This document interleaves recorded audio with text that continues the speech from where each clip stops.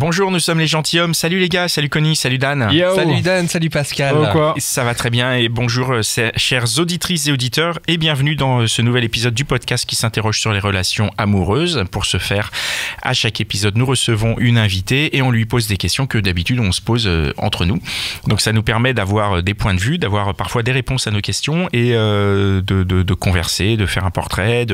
Ça nous permet à nous tout ça, mais surtout on s'est rendu compte que ça vous permettait à vous, auditeurs et auditrices, d'évoluer beaucoup, de voir que parfois vous n'êtes pas seul, que parfois vous n'êtes pas seul à vous poser des questions, vous n'êtes pas seul, enfin hommes et femmes, c'est vraiment un outil de dialogue et d'union qu'on a créé, on en est très très fiers. Donc ouais, l'intro est un peu différente puisque l'épisode d'aujourd'hui est un peu différent. Différent, bien sûr. C'est un SAV, c'est le service après-vente des gentilshommes dans lequel nous recevons 3 invités que nous avons déjà reçus, mais on va revenir là-dessus après. Pour l'instant, je tiens juste à dire que on est ravis d'être là et on est ravis que vous nous écoutiez. Et si vous êtes ravis de nous écouter, que vous avez envie de participer un peu à notre développement, à notre expansion, si vous avez envie de nous soutenir, le premier truc que vous pouvez faire, c'est laisser votre avis sur cet épisode, sur ce podcast, dans votre application de podcast. Donc soit laisser un pouce bleu si vous êtes sur YouTube, laisser 5 étoiles si vous êtes sur Apple ou laisser un commentaire si vous êtes sur Podcast Addict.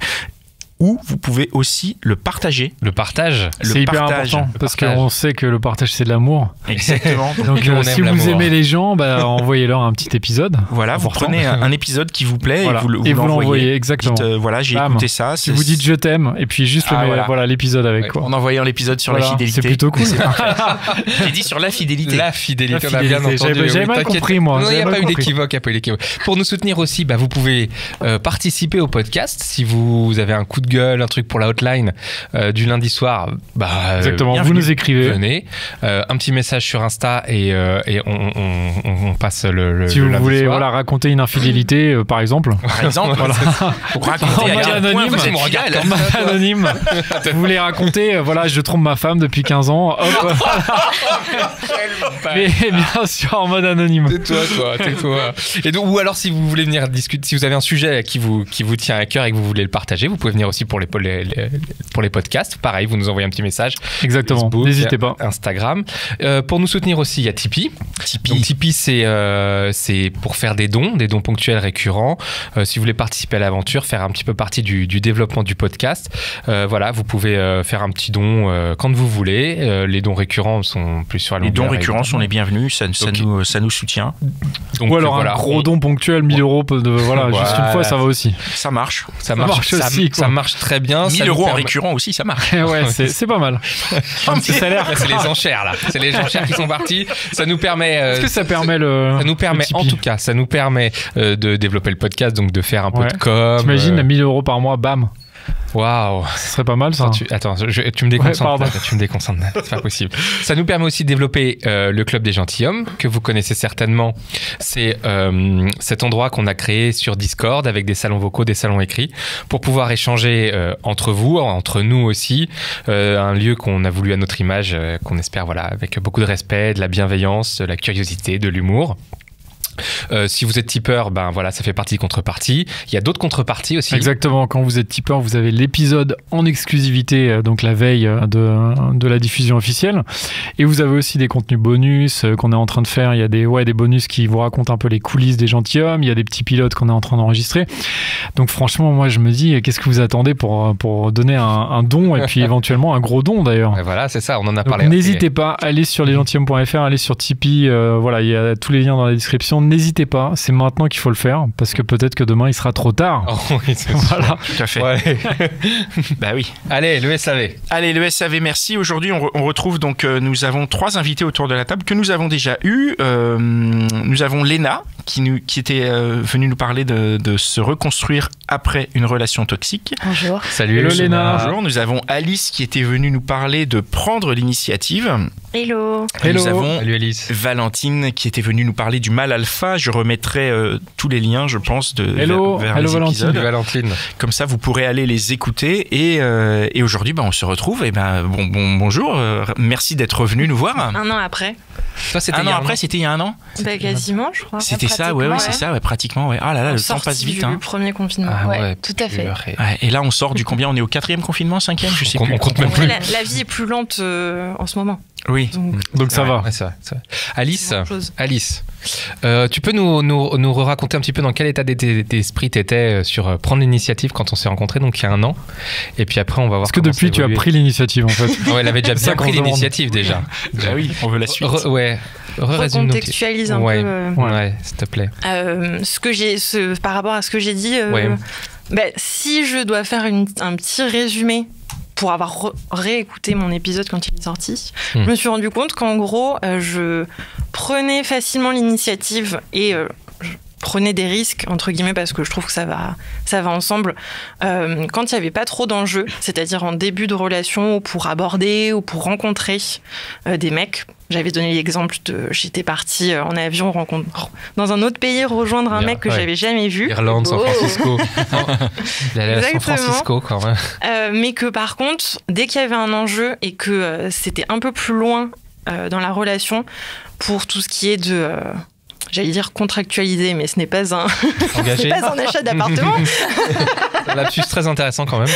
Mais mettre des formes ou avoir des conversations un peu plus sérieuses qui font peur quand on commence à voir quelqu'un, parce que forcément, c'est souvent un peu des croisements, enfin des points d'ancrage où après ce genre de conversation, on sait que la relation va prendre un sens ou un autre, et ça peut potentiellement stopper là où on en est, et que là j'arrivais plus du tout à prendre aucune initiative ou aucun risque, et je vois que j'ai continué dans le même schéma pendant le Covid. Donc le timing est parfait parce que je viens de finir une relation qui a duré 6 mois, où tout ce que je viens de dire, c'est retrouvé. Je vois que mon cheminement est exactement le même. C'est-à-dire que tu as pris l'initiative ? C'est-à-dire qu'au tout début, ça a été une prise d'initiative et une prise de risque de voir ce garçon et même de continuer à le voir au tout début, parce que c'est pas du tout quelqu'un qui était du style que j'ai l'habitude de dater. Et qui me sortait vachement de ma zone de confort et qui a presque été un peu lié à un challenge que mes potes m'ont donné, qui m'ont dit en fait, si tu rencontres jamais des mecs bien, c'est parce que t'as un style hyper précis et hyper, pour elle, superficiel, et que si tu changes de style, en plus on est persuadé que ce style te convient pas du tout pour plein de raisons, donc si tu changes, on est persuadé que tu vas rencontrer quelqu'un de mieux, et donc du coup pour un peu leur dire vous voyez, j'aurais essayé. Juste pour expliquer aux auditeurs, donc ton style en 2 mots, hein, et ton style et donc le style du mec. Ça va faire hyper cliché, hein, mais mon style habituel, ce serait le petit Parisien dynamique en pantalon chino, chaussures bateau, qui va faire des brunchs dans le Marais le dimanche. Très précis. Okay. Je trouve que ça donne un tableau, on voit à peu près le type de personne que c'est, surtout en habitant à Paris. Et là, j'ai commencé à avoir un mec qui était très rock, biker, tatoué. Ça, elles ont validé. Tout ça. Elles l'ont. Justement, franchement, c'est quelqu'un qui a vachement bouleversé tous les préjugés et tous les a priori que je pouvais avoir sur justement le style qui me plaisait. Et j'étais persuadée qu'il me plairait pas, en fait. Les 2 premiers dates, je le voyais pour taire mes amis, mais dans ma tête, je me disais, mais il se passera jamais rien entre nous. Et comment tu l'as rencontré ? Via une application de rencontre. Okay. Il me plaisait quand même physiquement, mais c'était pas du tout... Ouais. C'est ça, même son mode de vie, je me voyais pas du tout rentrer dans une relation avec lui. Et il avait des qualités où quand on parlait, c'était très très cool. C'est pour ça que j'ai continué à le voir au début, hein. Mais c'était aussi pour un peu par esprit de contradiction, pour dire à mes amis, vous voyez, j'ai essayé et ça n'a pas marché, et je me suis fait prendre à mon propre piège très rapidement. C'est génial, ça. C'est pas mal, ça. C'est passé alors la chronologie même, la chronologie du truc, c'est-à-dire que tu matches avec lui sur l'appli. Ouais. Tu fais quoi? Tu montres le profil à tes copines ou comment ça se passe? Non, d'abord je l'ai vu. Tu l'as d'abord vu, donc et premier ensuite, date. J'ai dit à mes amis, tiens, je vois ce mec, machin. Ouais. Et après le date, tu leur as montré la dégaine du gars pour leur dire, il est comme ça. Et comment ça s'est passé alors ce date? C'était très cool, mais après, moi, je suis quelqu'un qui adore. Après le date, non, pas les deux premiers, il s'est rien passé. Okay. Et puis, j'adore rencontrer des gens et parler, etc. Donc c'était très cool, mais je me disais, il se passera rien. Et au final. Non seulement on a continué à se voir, malgré même reconfinement, tout ça, mais en plus, à l'heure actuelle, je peux dire que je pense que c'est la relation qui m'a le plus appris sur moi-même et sur ce que je veux d'une relation, ce que je veux des mecs. Enfin, ça a vraiment changé. Et je dirais même que maintenant, le style qui me plaisait avant, c'est quelque chose que je fuis. Je le vois parce que j'ai recommencé à repartir sur les applications de rencontres. Et maintenant, je fuis ce profil-là parce qu'il m'a montré... Enfin, il m'a fait réfléchir à ce qui... réellement était important pour moi et j'ai vu ce qui me plaisait et ce qui me plaisait pas et même la partie négative de notre histoire parce qu'il y en a une si on n'est plus ensemble c'est pour une raison c'est une prise d'initiative de mon côté et enfin vraiment et même sur plein d'autres trucs qui m'a éveillé de côté musical vestimentairement en plus j'ai fait un mini burn-out et j'ai quitté mon travail au même temps que je le voyais. Vraiment, il a un impact hyper positif. Bonne influence, tu penses, ouais. Et même sur, je pense, les prochains mecs qui me croiseront peuvent, entre guillemets, lui dire merci. Parce que... c'est bon, ça. Par contre, les Parisiens en chino et en sur bateau, ils sont dans la merde. Ça c'est fini. Ça, c'est fini, quoi. Mais qu'est-ce que t'as découvert J'ai découvert que ce que j'aimais chez lui, justement, c'était le fait que il était... très très dans l'instant présent, hyper dynamique, hyper enthousiaste, très très cool, mais pas cool, juste à profiter de la vie, et, à aimer faire plein de choses et vraiment à pas se soucier du regard des autres et de la société et faire les choses vraiment parce que lui en avait envie et moi c'est quelque chose que je me rends compte à l'heure actuelle qui est en fait la première qualité que je recherche chez quelqu'un parce que je suis quelqu'un de plutôt extraverti et extravagant, tout ce qu'on veut. Et mes amies, même parfois, sont un peu dans le jugement parce qu'elles sont pas du tout comme ça. Et je me rends compte que j'ai envie de quelqu'un qui voit ça comme une qualité chez moi et j'ai envie de le retrouver chez la personne en face. Et ce que je disais dans mon premier podcast d'ailleurs, c'était que l'audace, c'était quelque chose que je valorisais vachement. Et en fait, je me suis sentie tellement libre avec lui d'être... Surtout qu'au début, il me plaisait pas, donc j'en avais rien à faire de ce que je racontais ou pas. J'essayais pas de me polir et d'être cette image lisse. Et je pense que le petit Parisien en chino, malheureusement, cherche... Enfin, encore une fois... Chaque personne est différente, mais ceux que j'ai rencontrés, en tout cas, à mon avis, cherchaient une fille très belle fille idéale, très lisse, qui allait pas leur faire de l'ombre, qui avait pas des envies et des projets extravagants. Et moi, j'ai envie de faire plein de trucs de ma vie et même ne serait-ce faire un podcast. Je sais que lui, quand je lui en avais parlé, justement, il m'avait dit « mais c'est trop cool ». Et quand j'en ai parlé à certaines de mes amies, elles m'avaient dit « oh, mais qu'est-ce que tu veux faire encore ? Qu'est-ce que tu vas raconter ? Les gens vont l'entendre ». Donc, juste se lâcher prise, cette liberté, je trouve que et ce dynamisme et cet enthousiasme, juste, même en période de Covid, avoir l'envie de vivre des choses de sa vie et de faire sans avoir à se préoccuper des jugements, c'est hyper libérateur. Donc le fait aussi d'aller vers un mec qui te plaisait pas, c'est intéressant parce que toi, ça t'a libéré dans un sens. Enfin, t'étais plus à la cool et en fait, tu t'es retrouvé vachement là-dedans. C'est ça. Et je pense que même si le style, ça peut paraître hyper superficiel, ça montre quand même vachement de nous-mêmes. Et oui. C'est ce que je dis à Connie tout le temps. C'est vrai que du coup, arrêtez avec les t-shirts de métal. Je dis écoute Connie, habille-toi quand même. Mais du coup, c'est étonnant que ça se soit terminé. Parce que l'autre chose que j'ai appris sur moi, que j'ai appris à faire plutôt, c'est que dans mon premier épisode de ce que je disais, c'est qu'une fois qu'il y avait plus d'enjeux dans la relation, je devenais complètement paniquée, j'osais plus rien dire et pas aborder les sujets entre guillemets qui fâchent. Et là, j'ai reproduit exactement la même chose, c'est-à-dire que c'est hyper bien d'être cool et d'être dans l'instant présent, etc. Mais il y a il y a quand même, entre guillemets, des conventions sociales que je trouve importantes de suivre, c'est-à-dire quand on t'envoie un message, tu réponds. Pourquoi on s'est tourné vers Pascal tous les deux, Dan? C'est bizarre, on a tous les deux regardé Pascal. Mais qu'est-ce que c'est que ces histoires? Je veux dire qu'il répondait pas du tout, il mettait trop de temps à répondre. Pas assez vite à ton goût. Il mettait beaucoup de temps à répondre. Enfin, en fait, c'est plus globalement, on n'avait pas du tout la même façon de communiquer et de fonctionner et même d'appréhender une relation, je pense.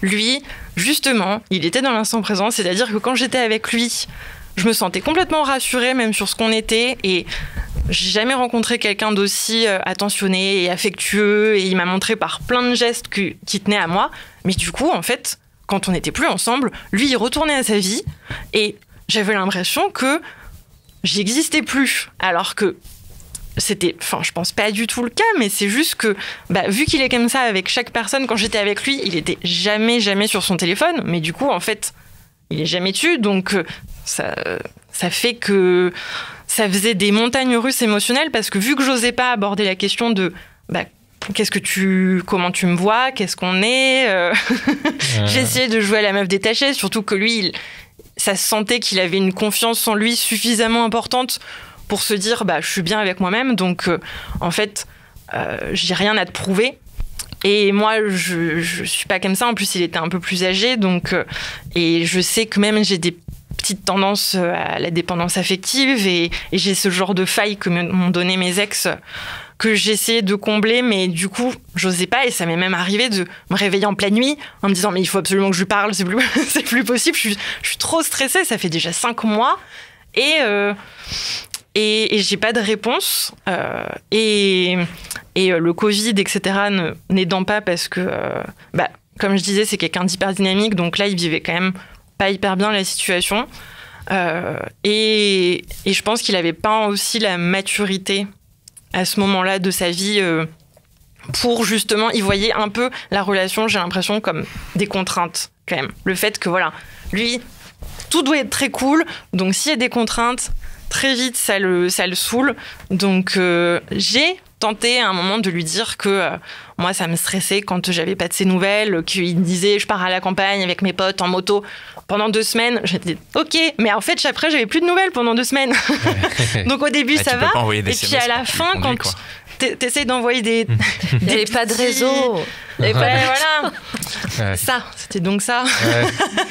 Mais t'arrivais pas à lui en parler, t'arrivais pas à formuler. J'arrivais pas du tout à lui en parler, vraiment. Pourquoi? C'est parce que parce que, comme je disais, la peur de qu'en fait il me renvoie mais on n'est rien en fait l'un pour l'autre. Ce qui, je pense, était pas le cas, parce que je trouve que les actions sont plus importantes que les mots. Et je dis, il m'a aidé à un moment où ça allait pas bien. Et puis, il est venu faire des travaux chez moi. Enfin, clairement, on n'avait pas une routine de. Ça, c'est engageant. Un mec qui vient faire chez toi, quoi. Il est venu accrocher le grillage pour accueillir mon chat. Voilà, on n'est pas non plus. Il a pas refait toute la plomberie. Ouais, mais c'est cool. Grillage c'est quand même cool. Non, mais voilà. Donc, je pense que dans sa tête, on n'était pas du tout un plan cul, mais j'arrivais pas. C'était un plan cul travaux, quoi. Lui. Non, je rigole. Tu regrettes de pas avoir réussi? Ouais. Vachement. Mais après,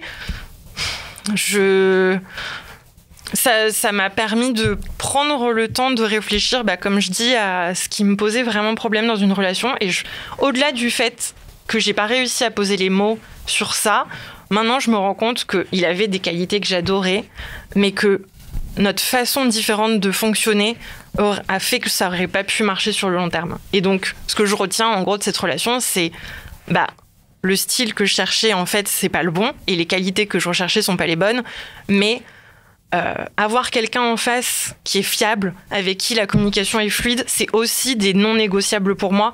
Et en fait, avec lui, même si à un moment, je lui en ai un petit peu parlé, j'avais vu qu'il avait fait des efforts, très vite les efforts sont repartis parce que c'est pas qui il est, et en fait il faut que j'arrête de me dire que je prenais des conseils auprès de potes qui sont hyper détachés, mais qui le sont réellement. Mais moi je le suis pas, et donc il faut juste que j'accepte de pas l'être, et me dire que je suis pas quelqu'un de détaché, et qu'en fait je trouverai quelqu'un qui trouve que c'est une qualité d'être hyper enthousiaste et qui, ça lui fera plaisir quand il recevra un message de ma part, plutôt de se dire oh là là. Et peut-être que ça lui faisait plaisir quand même de recevoir des messages de ta part. C'est pas parce qu'il y répond pas que tout de suite que Mais non, Ils se sont visés.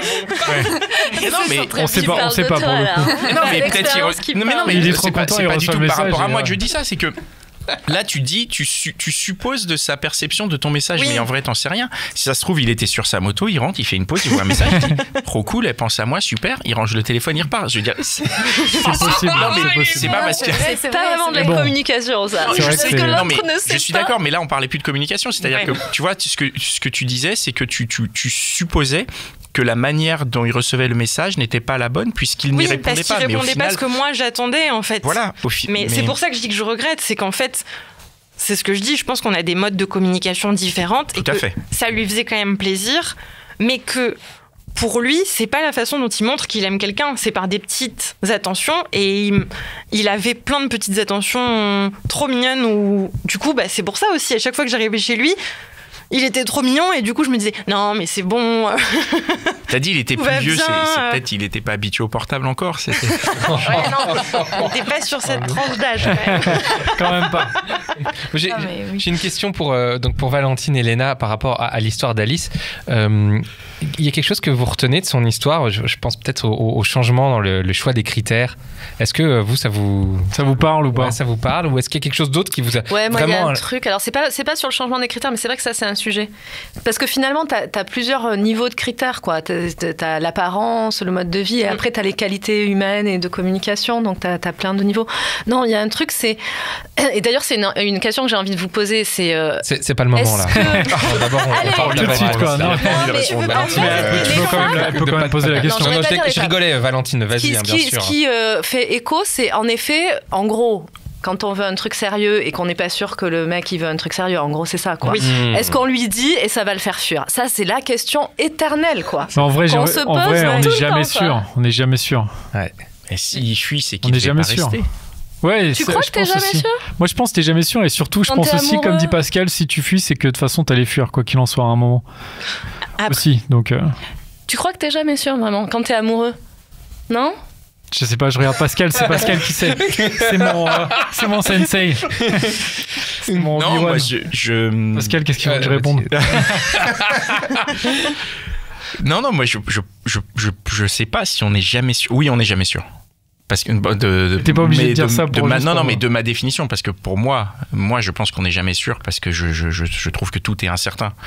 Et les certitudes d'un jour, c'est les déceptions du lendemain, en fait. C'est beau. Mais est-ce que donc une femme qui te demande... Attention, non, mais ça peut être aussi les bonnes surprises du jour d'après. Mais enfin, moi, je fonctionne pas avec les certitudes, donc je suis jamais sûr. Parce que c'est pas ma manière de fonctionner, de voir les choses. Donc si une femme te demande de te positionner, ça te fait un peu fuir aussi? Ah non, alors, on en a parlé dans un autre épisode qui aura sûrement été diffusé le temps qu'on passe cet épisode. C'est pas que ça me fait fuir, mais c'est que ça me fait me rendre compte. Aujourd'hui, j'ai la maturité pour me dire si cette femme veut quelque chose et que je suis pas en mesure de lui apporter, il faut que je parte. Il faut que je la libère. Faut que je lui dise, Mais c'est va vrai, le par chercher contre, ailleurs, si tu vois. dis que tu peux apporter le truc, t'y vas. Si quoi. tu dis que tu peux apporter le truc, tu peux y aller. Mais après, la question aussi, c'est combien de temps je vais pouvoir lui apporter? Mais après, c'est vraiment moi, par rapport à moi, mais comme je suis, est-ce que je vais être capable de lui apporter sur la longueur? Est-ce que je vais pouvoir être capable d'être constant? Est-ce que tu vois des trucs qui ne me définissent pas du tout, par exemple? Donc, donc c'est. En tout cas, moi Mais c'est qui pas suis de la un peu fuite. plus vieille, Je considère pas ouais. ça comme fuir, ou en tout cas, c'est pas si on me dit quelque chose, je vais prendre peur et fuir. C'est pas ça du tout. C'est pas plus ça. vraiment un éclairage de plus sur la situation qui fait que je vais devoir me dire, je dois tenir compte de cet éclairage supplémentaire. Ouais. Non, mais Moi t'as qui raison, suis- en fait, je ouais. reviens sur ce que j'ai dit. Je crois que j'ai dit une connerie. En fait, je pense que t'es jamais sûr tout au début, mais après, en fait, ça, je c'est pense vraiment qu'il y a le une truc, question c'est de parce que je timing. pense aux applis. C'est une question Et tu sais, le premier truc qu'on te dit, enfin pas qu'on te dit, mais en gros, tu parles 5 minutes avec quelqu'un et en gros, la fille ou le mec en face va te dire, ah ouais, toi tu cherches quoi? Et là, pour le coup, je trouve que vraiment, tu sais Oui. pas ce que tu Tu cherches. l'as même pas encore rencontré. Là, tu vois, donc, et même, je pense, quand t'as rencontré une personne une fois ou deux, tu sais pas en fait. Non, mais là, elle Mais était par à contre, 5 en mois de effet, relation. je pense qu'à un un moment, tu peux savoir, et je pense aussi que si la personne met le truc sur la table et dire écoute, moi j'envisage un truc long, est-ce que toi machin, bah je pense en effet comme dit Pascal, si vraiment t'es pas en accord avec ça, ça va te faire fuir, mais en fait c'est plutôt bien dans ce cas-là, parce qu'en fait vaut mieux que tu partes tout de suite que plus tard. C'est ça que je voulais dire, c'est une question que moi je me suis beaucoup posée, et maintenant, aujourd'hui, je suis un peu plus âgée que toi, je pense qu'il faut le dire en fait. Finalement, tu gagnes du temps, quoi. Mais parce que tu le dis pas en te disant si je le dis, le mec il va fuir. Mais par contre, faut pas le dire au bout de 3 jours. C'est aussi ça, quoi. Faut attendre. Mais faut attendre. La règle des 3 jours. Il y a des délais, je suis non, mais il faut, voilà, tu vois, parce qu'il y a ce truc aussi des fois où c'est trop rapide. C'est moi, vraiment je pense genre qu'au bout en mode. je sais pas, 2 mois, tu peux. Ouais. 2 mois, ça par va, exemple, mais pas une semaine. Non, mais parce que pour continuer juste là-dessus, il y a un côté, si tu le dis trop tôt, il y a un côté plus spontané en fait, où tu dis mais attends, ça veut dire que quelque part tu attends quelque chose alors que moi j'attends pas forcément.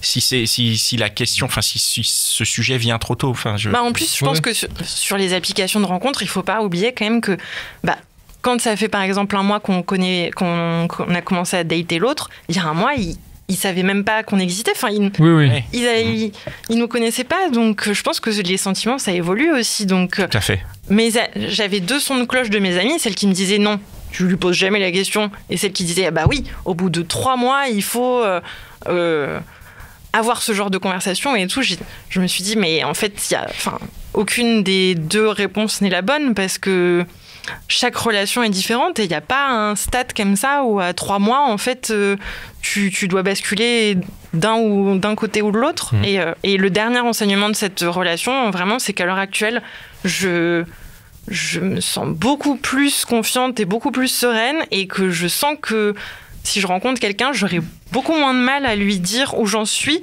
Mais en fait, à chaque stade, c'est-à-dire si je ne suis pas prête à ce que pour l'instant ça soit sérieux ou que en tout cas ce soit un sujet de conversation beaucoup qu'on désacralise parce que là on n'avait pas parlé de notre relation depuis le début, donc en fait je me suis dit le jour où j'en parle ça va arriver comme un paquet. Plus t'attends plus c'est dur, non? Mais c'est intéressant parce qu'on en a parlé dans un épisode avec France Ortelli, je sais pas si vous vous rappelez, Le cœur sauvage, donc, qui a sorti un bouquin. J'ai lu. Après votre épisode. Et ouais, voilà, qui a sorti un super bouquin qui s'appelle Nos cœurs sauvages, et elle parle justement du fait que aux États-Unis, en fait, ça c'est très codifié, et en fait, t'as ce truc où tu dates pendant, je sais pas, 3 semaines, 1 mois, machin, et en fait, je sais même pas combien de temps, mais en tout cas, à un moment, t'as un truc qui s'appelle The Talk, c'est vraiment, voilà, tu te poses, et en gros, tu fais exactement ce que finalement là, de ce dont tu parles, et en fait, ça va dans le truc. Enfin, c'est logique, c'est genre, tu peux dater à fond, tu peux être en mode pas exclusif, jusqu'à ce que t'aies cette discussion, quoi. Et juste, c'est tellement bizarre. C'est bizarre, hein, mais ça enlève de la spontanéité, en fait. C'est vrai qu'il y a... Franchement, on n'a pas envie d'être comme les Américains. mais par contre, ça facilite peut-être... Vas-y, pardon. Non, mais je trouve ça étrange de me dire qu'il y a... Enfin, moi, j'ai la sensation quand t'es dans une relation et que ça marche bien avec l'autre et que t'aimes passer du temps avec l'autre et tout, qu'il y a une sorte... peut-être... C'est un peu con ce que je veux dire, mais d'évidence. Enfin, il y a un endroit où aussi tu sais, quoi, et où... Enfin, moi, j'ai l'impression que c'est moins sacralisé que ça, quoi. Que tu peux avoir juste une conversation tranquille où, tu vois... Je sais pas, on se fait comprendre que oui, ce qui se passe, c'est bien. C'est ça, c'est qu'au bout d'un moment, je me suis dit, en fait, tu devrais pas avoir peur parce que ça devrait être quelque chose de simple et naturel. Et si lui, il le reçoit comme une conversation vraiment stressante, qui l'angoisse et qui lui donne envie de fuir, c'est que le match n'est pas fait pour fonctionner. Comment tu peux savoir comment il allait percevoir la conversation ? Oui, bah ça... non, bah je parle... Non, mais je comprends. Les relations en règle générale, pas là... D'accord, ok, pas là, d'accord. Mais tu as projeté sur lui parce que tu dis, il voyait peut-être les trucs comme une contrainte, c'est quelque chose qu'il t'a dit ? Bah, pas de manière directe, mais il me le disait sur d'autres domaines, genre par exemple professionnel. Et du coup, il me donnait l'impression que son caractère global était que s'il avait quitté le CDI, le côté salarial, etc., c'est parce que les patrons, toutes ces contraintes, etc., qu'il aimait être son propre chef d'entreprise. Et du coup, sur certains parallèles, j'avais l'impression qu'il se disait la même chose sur les relations. Mais... Et du coup, dans ton histoire, on a l'impression qu'il n'y a pas eu beaucoup de moments de vie assez longs ensemble. Non ? C'est-à-dire, vous avez fait des week-ends ensemble. Vous avez fait de la moto ? Plein. Ouais, mais ça, c'est une nouvelle passion. Ça, c'est cool. Non, mais la moto, on discute pas quand on est en moto. Vous avez fait des choses, parce que je vais rebondir sur ce que Léna elle disait. C'est qu'il y a quelque chose de naturel aussi, souvent. C'est-à-dire qu'on commence à faire des trucs ensemble, on fait de plus en plus de choses ensemble. Et on fait des projets. Et voilà, et on commence à se projeter, etc. Et en fait, les choses se font un peu naturellement, même si on formalise pas en se disant est-ce qu'on est en couple, pas en couple. Bon, oui, on est en couple, mais comment ça va? Et ben en fait, les choses se font un petit peu naturellement. Et souvent, on peut quand même en parler, j'imagine, mais quand le couple se construit autour de moments comme ça, c'est clair, quoi. Ouais. C'est un peu le problème du Covid et du confinement, en fait. On avait plein de projets, mais il y avait rien qu'on pouvait faire. Il devait m'emmener tirer parce qu'il a une licence de tir et toutes les salles de tir sont fermées. Donc on avait des projets de balade un peu plus longues. On devait aller faire un petit tour à Rambouillet, un peu plus loin pour faire de la moto en dehors de Paris et tout. Et en fait, on devait le faire genre là. Et il y a eu le reconfinement. Et en plus, il avait acheté avec des amis un shop de fringues vintage. Et avec les annonces, son shop a été fermé et il est parti à la campagne. Et en fait, en vrai, l'histoire, elle s'est pas clôturée et j'ai pas pu avoir de talk de fin parce que depuis, il est à la campagne et il est avec ses potes. Mais tu sais, c'est peut-être pas encore fini. Parce que tu dis un talk de fin, donc c'est peut-être pas encore fini là. Pour moi, c'est pas vraiment fini. C'est pour ça que j'aimerais bien avoir une conversation avec lui. Très honnête, mais après dans ma tête, je me dis que bon, quand même, là, ça fait un mois qu'on s'est pas vu et s'il a pas plus tenté de maintenir la relation, même s'il y a le contexte et tout, je sais pas. Envoie-lui le podcast. Franchement. J'y ai pensé. Mais il y a trop de délai entre le moment où on enregistre et vous le sortez. On va s'arranger pour te faire un petit export. Demande gentiment à Mitch et puis te fera un petit export son et tu lui enverras. Ok. Quoi? On apprend des choses. Ok, écoute, oui, Dan, moi je suis dans l'équipe de Dan. Je pense qu'effectivement, c'est peut-être pas forcément fini. En tout cas, il faut que tu aies cette conversation. Enfin, je dis pas ça en mode je te dis quoi faire, mais pour toi, en tout cas, c'est peut-être plus agréable d'avoir une conversation qui te permettrait de refaire un peu de moto, de dire tu peux en profiter, quoi. Après, ceci dit, maintenant, comme ton goût a évolué, peut-être que le prochain il sera tatoué avec une moto aussi. Comment ça se passe du coup quand t'es dans Paris? Tu regardes les mecs à moto qui s'arrêtent au feu rouge? Tu dragues un peu au feu rouge, tu te mets au feu rouge. En fait, les chaussures bateau ont été remplacées par la moto. Je me dis, tu fais qu'un transfert de style. C'est moto ou scooter, ça marche aussi? Non. Est-ce que Bon, on passe à Léna. Léna. Oui. Welcome back. Ça va. Est-ce que tu nous ferais un petit point sur là où t'en étais quand on s'est quitté la dernière fois? Oui, alors là où j'en étais, donc je sortais d'une relation qui a été très compliquée, toxique et qui m'a fait énormément de mal. À l'époque, et je commençais une nouvelle relation qui était beaucoup plus saine, beaucoup plus douce et qui m'a fait beaucoup de bien. Qui t'a fait passer. Je parle au passé. Mon Dieu, le teasing. Oui, parce que ça s'est terminé là, franchement, il y a une semaine. Ah ouais. Et 2 m'ont fait. Bon, faut que tu le racontes. C'est une très jolie histoire malgré tout et ça reste quelque chose dont je me souviendrai avec énormément de tendresse et de joie. Mais voilà, en gros, on a commencé notre relation post-premier confinement. Ça s'est très bien passé, on a passé des vacances ensemble, donc 2 semaines seuls dans un appart à la mer, donc évidemment c'est merveilleux. On communiquait hyper bien, c'était hyper doux, c'était hyper attentionné, c'était vraiment très très beau, une très très belle relation où on se racontait vraiment bien les choses et où il était vraiment au courant de ce que j'avais pu vivre avant et tout.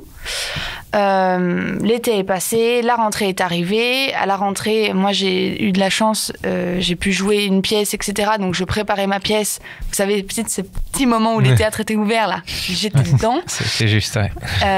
Donc j'étais hyper active, etc. Et lui, il était là à côté, il me soutenait vachement. Ensuite, j'ai passé des concours d'école de théâtre. J'ai été prise dans une école nationale. Trop bien. Ce qui est trop bien. Ouais. Merci. Mais ce qui fait que j'ai eu, dès octobre, un emploi du temps de bâtard. C'est-à-dire que tout de suite, j'avais des cours tout le temps, des stages, des auditions, des machins, etc. Malgré les confinements. Moi, j'étais jamais confinée, en fait. J'ai jamais... mon travail ne s'est jamais arrêté parce que j'avais toujours une autorisation pour bosser et pour bouger, etc. Sauf que lui, il était complètement à l'arrêt. Il est comédien aussi ? Ouais. Ah. Ouais. Et pour se rappeler, t'as un vrai palmarès de comédien derrière toi. C'est ton critère à toi, c'est pas les bateaux, c'est... Exactement, moi c'est mon critère, c'est les comédiens. Comédiens. Surtout. Et du coup, il y a une sorte de vrai déséquilibre qui s'est créé entre lui qui était du coup confiné, qui pouvait pas travailler. Il avait réussi à avoir un job alimentaire qui s'est arrêté avec le deuxième confinement. Donc lui, il était bloqué chez lui et moi, j'étais hyper active et je rencontrais plein de monde. Je rencontrais toutes les personnes de mon école, les promos au-dessus, les machins, les trucs, etc. Donc, gros problème de rythme. Ensuite, il a habité un peu chez moi pendant le deuxième confinement. C'était super la première semaine.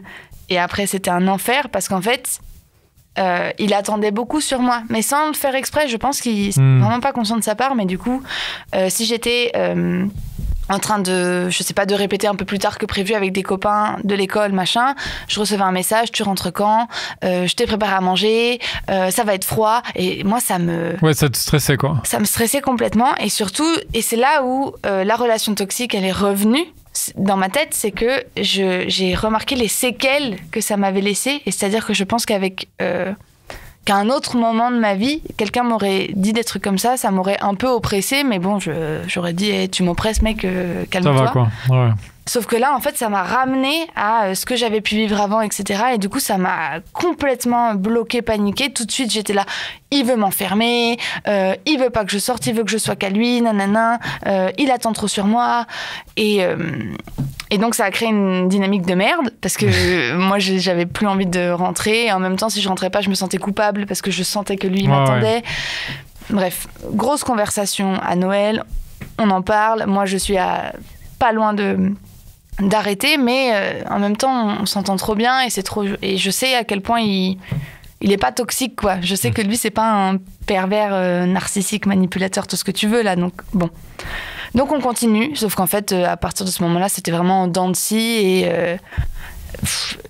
une semaine sur deux, je me ressentais oppressée et voilà, en fait, c'est quelqu'un qui est très, très attentionné, mais qui, du coup, mettait vraiment toute son attention sur moi et toute son énergie sur moi, plutôt que de la mettre sur sa vie et lui, ce qu'il voulait faire. Ouais, parce qu'il n'avait pas vraiment la possibilité, quoi. Exactement. C'est ça aussi, ouais. Et c'est ça qui est terrible, et c'est là où c'est très injuste, la situation actuelle, parce que peut-être que s'il n'y avait pas eu le Covid, etc., on s'est dit plein de peut-être et de si. Ouais. Le problème, c'est que c'est plus une période qu'on vit, c'est une époque, et on peut plus faire comme si ça allait passer, que la vie normale allait revenir dans une semaine ou dans 2 semaines. Je pense que c'est important aussi de voir avec ce qui se passe là comment on peut avancer malgré tout. Et lui, voilà, il y arrivait pas, quoi. Et sauf que moi, de mon côté, j'étais sur une sorte de, comment dire, pente ascendante, quoi. Plus ça allait, plus j'avais des trucs, plus j'avais envie de faire plein de choses et plein de vies et plein de rencontres et tout. Et lui, c'était l'inverse. Et ça, voilà, ça a participé complètement à la descente de cette relation, quoi, dans les tréfonds du désespoir. Et du coup, Minimum. Du coup, tu lui as dit, vous avez une discussion et... Ouais, en fait, on avait beaucoup de discussions parce qu'on communiquait très très bien.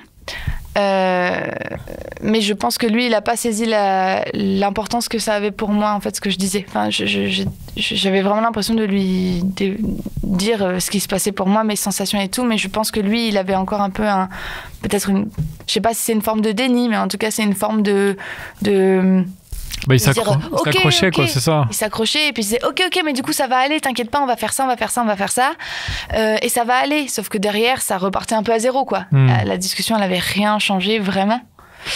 Et là, ouais, il y a fin mars, on a commencé à parler tous les deux, où je lui ai dit que j'étais vraiment malheureuse parce que ça me rendait malheureuse, ça me rendait très très triste. Je sentais que la relation, elle devenait comme un poids pour moi. Et ça pue, quoi. C'est pas cool.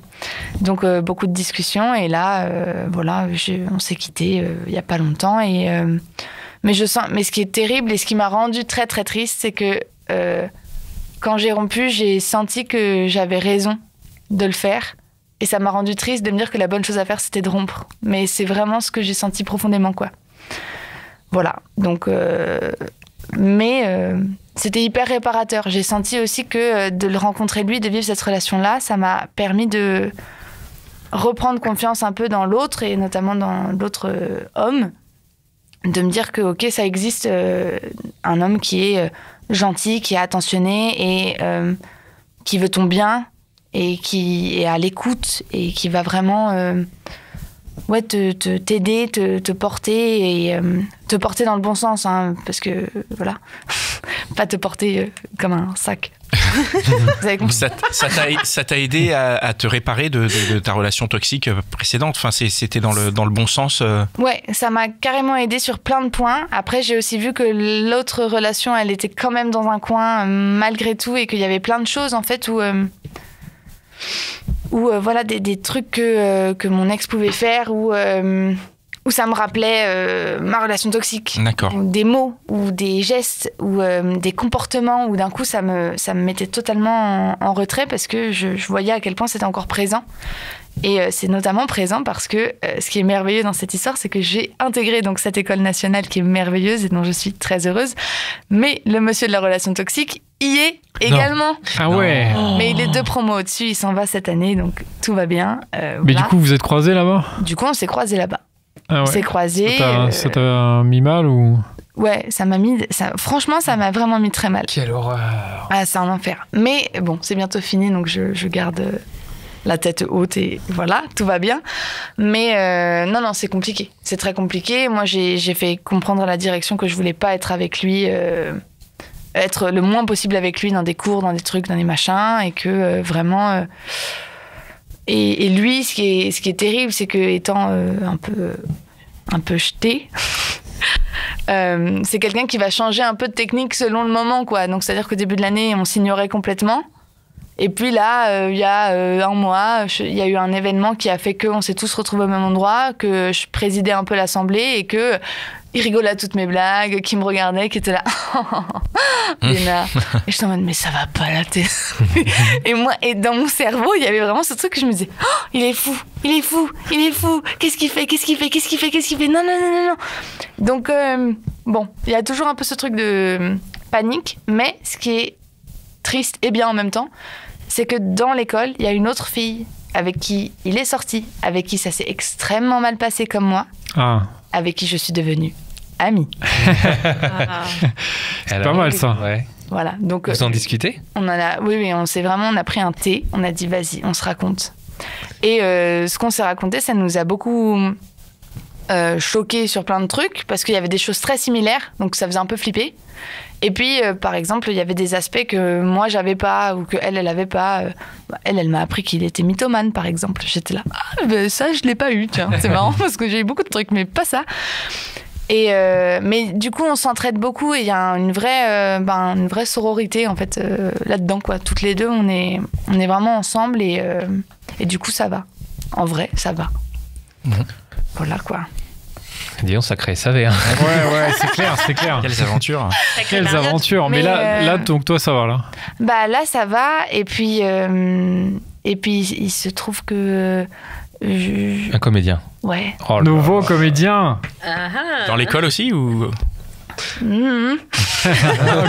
on n'en saura pas plus. Dire oui. Mais je veux dire 3e SAV. Non, mais c'est... Je sais pas du tout ce que ça va donner. Hein. C'est vraiment, justement, c'est tout frais, quoi. Un début, c'est tout frais, etc. Mais c'est vrai que cette rencontre-là m'a confirmé ce qui manquait avec mon ex. C'est le fait que voilà, il y avait énormément d'amour entre nous, mais il y avait plus le sentiment amoureux, parce que c'est ça en fait aussi que j'ai dit en rompant là, c'est que j'ai dit que je l'aimais de tout mon cœur et que j'avais énormément d'affection, mais que je me sentais plus amoureuse de lui, désirante, l'alchimie, tout ça, quoi. Et cette nouvelle rencontre m'a confirmé cette chose-là que je sentais déjà, où je me suis dit ok, oui, donc il y a bien cet aspect-là qui est plus dans la relation que j'ai, quoi. Voilà. En tout cas, ce qui est bien, c'est de savoir que t'as pas remis du tout en cause ces critères de sélection des mecs. Contrairement à Alice. Parce que alors là, c'est vraiment les mêmes, quoi. Tu dis bon, ça marche pas. Bon, vas-y, je réessaye. Non, c'est pas les mêmes. Mais non, en fait, mais par contre, en termes de... Moi, je sais pas si j'ai des critères, mais par contre, je sais que ce que j'ai compris après ma dernière relation, là, c'est que ce qui est important pour moi, c'est que la personne en face... La comédienne. Non, mais c'est que la personne en face, elle ait sa propre vie, ses propres envies et ses propres motivations. Parce que moi, j'ai les miennes, je le sais, et j'ai besoin que la personne en face, elle ait les siennes, et que chacun ait sa vie, et chacun ait ses trucs, pour qu'après, on puisse potentiellement vivre quelque chose ensemble. Mais de pas sentir que l'autre s'appuie sur moi ou quoi. C'est ça qui... Ça va être un beau critère. Et puis l'écoute aussi. Que la personne soit à l'écoute. Très important. Ah, chez un comédien, normalement, il devrait être à l'écoute si on est habitué à jouer. C'est quand même ce qu'on nous apprend. Ouais, c'est quand même une des bases. C'est la base. Ouais, mais tous les comédiens sont pas bons. Hein. Ah bah t'iras chez les musiciens après. Ils sont censés écouter aussi. C'est vrai. Les psys. Et les psys. Non, ma mère est psy. Ah ouais, les psys sont à l'écoute. C'est bon. Il y a un truc. Ah cool. Bon, merci. Mais on continue avec Val. Peut-être que t'avais des questions. non, mais peut-être que Alice et Valentine voulaient réagir. Vous aviez peut-être au témoignage de Léna. Quelque chose qui vous a marqué dans ce qu'elle a dit et qui peut-être quelque chose que vous voulez critiquer. Non, je rigole. Je n'approuve pas du tout tes critiques. Non, je rigole évidemment si vous avez une réaction. Je trouve ça bien que de voir que enfin, il n'y a pas d'âge, mais qu'à nos âges, les relations qu'on a vraiment nous aident en fait à petit à petit se diriger et de voir. Je pense que là où on rencontrera toute notre vie potentiellement des mecs qui ne nous correspondent pas du tout et des abrutis et des pervers narcissiques, etc. Mais l'expérience et la maturité fera que peut-être on les dégagera plus vite, en fait. Que d'avoir eu des expériences avant nous permettent de plus rapidement sentir les red flags ou les choses qui, nous, on sait, ne peuvent pas matcher avec... Mais j'ai l'impression que... Oui, complètement. Mais tu vois, par exemple, avec ce que j'ai pu vivre avant, moi, j'ai vraiment... 1, 2, 3. J'ai vraiment la sensation de... Tu vois, les red flags, de les voir à 5 km, quoi. Ouais. Mais vraiment. Et même les mini red flags, parce que même celui avec qui j'étais pendant 1 an, là, qui est vraiment un homme extraordinaire, quoi. Mais... j'avais un red flag dès le début et je me suis pas trompée, quoi. Mon red flag, c'était il est extraordinaire, mais il est pas passionné comme toi et il va peut-être s'appuyer sur toi. Et c'est exactement ce qui s'est passé. Et du coup, j'ai la sensation que plus tu vis des choses, plus tu t'apprends à voir les red flags et à t'écouter, en fait. C'est plus que de les voir, à dire... Te faire confiance. C'est la vérité. Ça, cette première sensation que t'as, c'est la vérité. C'est pas une histoire de première impression, de machin, de truc. C'est vraiment... une sensation que tu as quand tu rencontres quelqu'un, quoi. Et pareil, pour les pervers narcissiques, alors là, 5 km, je les vois faire, et ça ne m'intéresse pas. Très bien. Valentine, on passe à toi. Tu nous fais un petit... Tu étais venue nous parler du mal alpha. Alors moi aussi, j'ai parlé dans cet épisode des critères, en fait. Un peu, ça rejoint, là. De ce qui me plaisait, de ce qui m'attirait chez les hommes. Mais j'ai employé un terme dangereux. Qui a fait polémique. Qui était le mal alpha. Mais justement, dans l'épisode, je disais... je crois que c'était ça mon but. Je disais, on a dit en rigolant, il y a les bons mal alpha et les mauvais. Donc, en fait, il n'y a pas de définition universelle et c'est une expression qui est utilisée pour décrire aussi des choses qui relèvent de la domination masculine et qui sont pas cool. Et moi, très clairement, je voulais montrer que dans les traits de caractère que je mets sous cette appellation, il y a des choses très positives, comme par exemple prendre l'initiative, être dynamique, avoir de l'audace, comme a dit Alice, ou qu'est-ce que tu as dit? Tu as aussi dit des trucs, que ce soit quelqu'un de fiable. Enfin voilà, j'essayais de montrer tous ces trucs positifs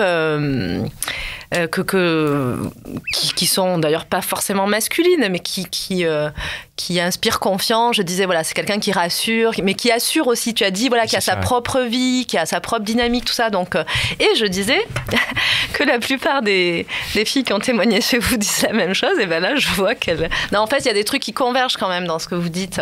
Vous dites que vous voulez quelqu'un qui est dynamique, mais en qui vous pouvez avoir confiance, mais qui a aussi sa propre vie. On a besoin d'admirer, tout ça, voilà.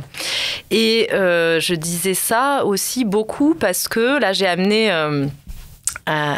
parce que je voyais mes amis hommes se plaindre que c'était toujours les autres mecs qui plaisaient plus.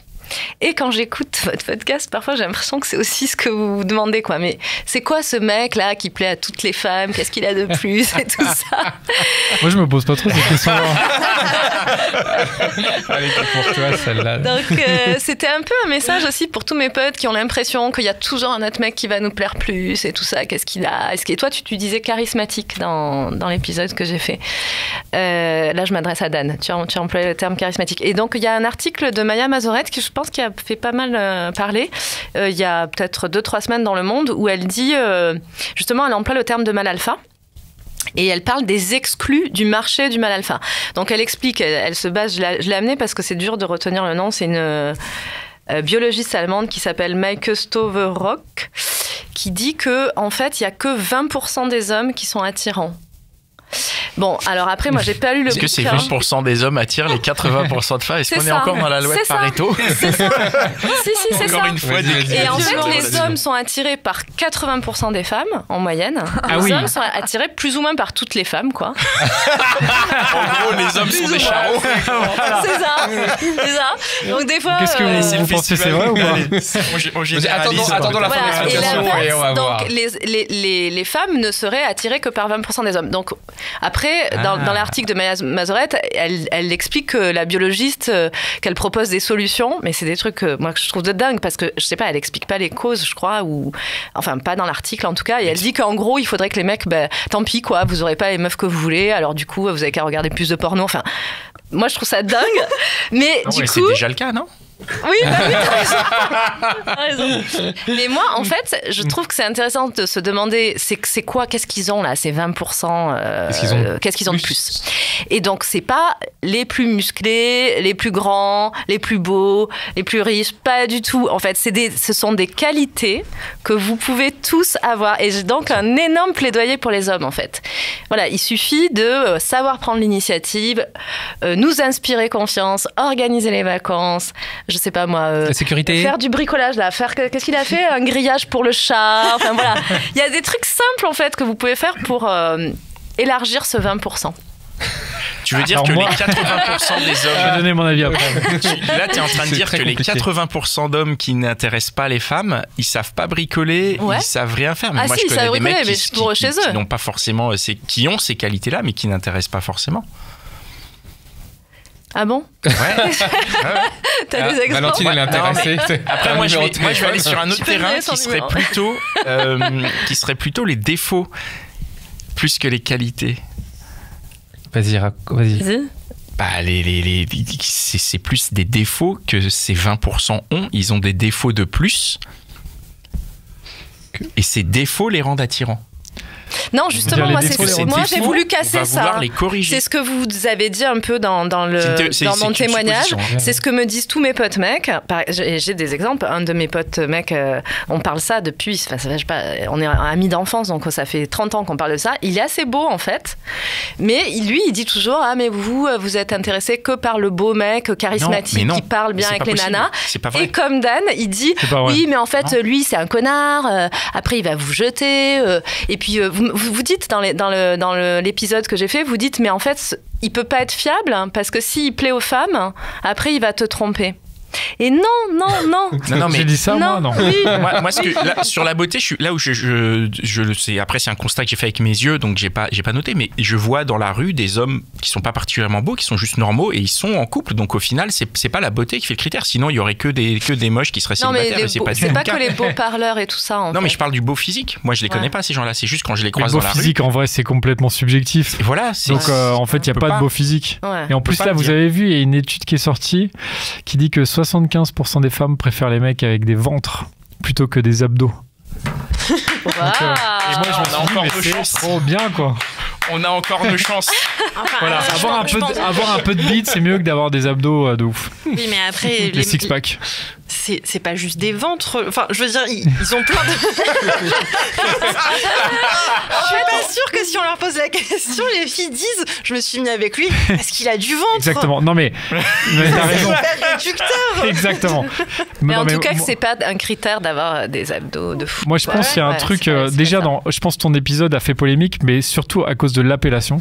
Ouais, Parce que bien sûr. l'appellation mâle alpha, ça renvoie à patriarcat et tout ça. Alors qu'en fait, ce que tu dis dans l'épisode, tu dis des trucs finalement voilà, partagés par plein d'invités, que le mec soit fiable, qu'il soit beau gosse, enfin à ton goût. Tu vois, t'as dit aussi des trucs, toi, par rapport à qui te plaisait dans la sexualité, des pratiques que toi t'aimais bien, mais peut-être qui changent avec d'autres. Donc en fait, c'était vraiment l'appellation.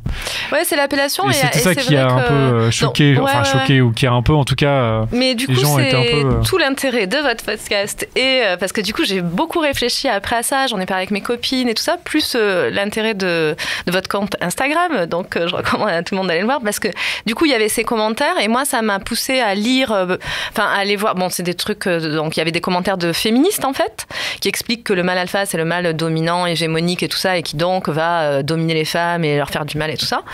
Donc, après, moi, je suis allée lire pas mal de trucs. C'est un peu Ça un m'a permis raccourci. de. Enfin, tu peux dominer sans faire du mal. Mhm.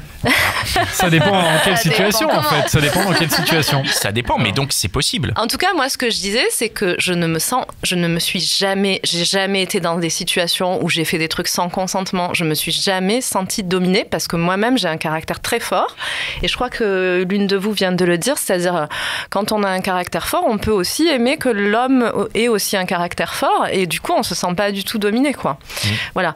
Mais ce, quand même, sur quoi j'ai évolué grâce au podcast, c'est que je disais, moi, que c'était aussi d'après des lectures que j'avais faites d'anthropologues et tout ça, que ce désir pour ce type d'homme-là, ces fameux 20%, d'ailleurs c'est une biologiste là que je viens de citer, que c'était quelque chose de naturel en fait, et qui existait depuis la préhistoire. Et ça, c'est quelque chose que les féministes contestent. Et maintenant que j'ai pas mal lu depuis le podcast, je comprends que c'est en fait nos désirs, ça c'est, pour moi c'est une énorme révélation existentielle. Nos désirs, on croit qu'ils sont spontanés, mais pas du tout en fait. Donc c'est instinctif, tu veux dire. C'est pas instinctif. Nos désirs sont hyper construits socialement, quoi. Depuis que t'es petit, en fait, on va te donner des modèles. D'ailleurs, comme on sait, même les modèles physiques, par exemple, ont évolué au cours de l'histoire. On te donne des modèles et toi, tu crois que c'est ton goût personnel à toi. Et en fait, pas du tout. C'est un construit social Mais qui fait que... Je comprends pas, moi, la notion de construction sociale. Ça veut dire qu'on serait tous construits pareil, si c'était le cas, non ? Pourquoi on n'est pas tous construit exactement pareil, avec les mêmes désirs exactement. Là, on est 7 personnes autour de cette table, on a 7 désirs différents. Ça dépend d'où tu viens, je pense. Ouais, je pense Comment qu'il t'as été éduqué. Mais non, tu mais parles parce de que clichés. si c'est une pas construction pareil. sociale, comment ça se fait qu'on n'est pas tous pareils alors, déjà, dans ce cas-là ? selon les classes sociales, ça, voilà, maintenant les féministes l'ont montré, selon les classes sociales, t'as pas le même désir pour le même genre de personnes, déjà d'un point de vue social. Et après, t'as aussi, bon, évidemment, tu Mais peux par contre, aussi, ça va à l'encontre des 20% du coup, de ce que tu dis. Parce que tu dis finalement chaque classe sociale a Oui. un peu des goûts différents et du coup ça veut dire qu'en fait les 20% n'existent non, pas. parce que... Parce qu'il n'y a pas 20%... Ouais, c'est une C'est ce bonne que je veux question. Non, moi je pense qu'après il y a des nuances. C'est-à-dire que dans les 20%, tu vas trouver des caractéristiques communes et après selon les classes sociales et surtout aussi selon ton histoire familiale. Franchement, après tu rajoutes toute la psychanalyse et toutes tes névroses et toute ton histoire familiale. C'est ça aussi qui va façonner ton désir. Il y a beaucoup de nuances aussi, je pense, par rapport à dans l'ensemble et dans le désir de chacun et dans la manière dont il est fabriqué. Je pense que les deux aspects se tiennent. Autant ce discours de 20% se tient, autant le fait que c'est une construction se tient aussi. Et je pense que c'est dans la nuance entre ces deux extrêmes qu'on se retrouve. Donc, en tout cas, moi, ça m'a fait évoluer parce que je me suis dit, ok, donc mon désir, il est pas si instinctif et spontané. En tout cas, pas si personnel, quoi, en fait. Je suis à mort dans les statistiques, je prouve tous les trucs des statistiques, je suis complètement influencée socialement. Et je trouve que ça m'a apporté quelque chose, donc merci à vous, les gentilshommes, ça m'a apporté quelque chose de Merci à hyper toi, surtout. important. C'est que, en fait, avant, les mecs qui sortaient des 20%, là, pour moi, s'ils me draguaient, je les envoyais chier, quoi. C'est-à-dire, tu me plais pas, quoi. T'es pas dans mes critères, vas-y, T'es dégage. pas dans les 20%. Allez, dégage. Mais je le savais pas, en fait. J'avais pas conscience que c'était que t'es pas dans les 20% des mecs. Mais en gros, si le mec, il était pas dans mes critères, j'étais pas sympa, quoi. Et maintenant, je me dis, oh, le pauvre, il fait partie des 80% qui se prend des ratons tout le temps. Attends. Mais moi, j'ai juste un truc. Peut-être que les 20%, c'est ceux qui prennent l'initiative et les 80%, déjà, ils viennent pas. Donc, comment tu fais pour les atteindre? Tu vois ce que je veux dire? Ouais, c'est une bonne question, mais là aussi c'est une histoire de nuance. T'as plusieurs manières de prendre l'initiative, quoi. Par exemple, je vais vous dire un truc qui me revient. Une fois dans une soirée, c'était il y a hyper longtemps, hein, j'étais jeune. Il y a un mec que visiblement je lui plaisais. Et il est venu me voir déjà à la fin de la soirée. Il a attendu que je parte. Déjà, c'est pas hyper prendre l'initiative, voilà. Il a attendu que je mette mon manteau et que je parte et tout. Et il m'a dit comment on fait pour revoir une jolie fille comme toi? J'avais envie de dire mec, c'est pas moi qui vais te donner la recette, quoi. Démerde-toi, enfin. Je veux dire, il est en train de se mettre dans une position. Non, mais je lui ai pas dit, mais j'ai même pas répondu. C'est-à-dire, c'est pas moi, mais c'est toi qui me drague. Déjà, donc, toi, à la base, tu m'intéresses pas. Fais un truc, quoi. Tu cherches un type de mec. Donc lui, il est pas dans les 20%, on est d'accord. Lui, non, on peut dire, tu pourrais dire qu'il a pris l'initiative. Il a pris l'initiative de venir me voir en me disant, donne-moi la recette pour te draguer. Ah déjà, ça, c'est pas sexy, quoi. Tu penses pas plutôt qu'il y a 20% pour chaque personne? C'est logique, non? Parce que toi, t'as 20% de mecs qui vont te plaire et Léna, elle a 20% de comédiens et il y a 20% de rockers. Tu vois, chez Alice, c'est plus cohérent quand même parce qu'on est d'accord, le comédien de Léna, tu vas peut-être pas le kiffer parce qu'il va pas, tu vois, il va pas. Déjà, il est comédien, hein, premièrement. Le rocker, il va même pas te parler parce qu'en fait, il s'en fout et il va pas aller te parler en soirée, donc tu vois. Ouais, non, mais en tout cas, ce que je veux dire, c'est que maintenant, je suis beaucoup plus indulgente. En fait, je trouve que, voilà, je pense que tout le monde, c'est compliqué, quoi, les relations, et que du coup, s'il y a des gens qui correspondent pas à tes critères, faut être gentil. Mais c'est important, voire même, faut leur donner plus de chance, quoi. Du coup, si le mec là, il te fait la même aujourd'hui, tu fais quoi? Il fait la même chose fin de soirée, il vient, il te dit comment on fait pour te serrer. Ouais, maintenant je pécho tout le monde, on sait jamais. Tu le pécho d'office, quoi.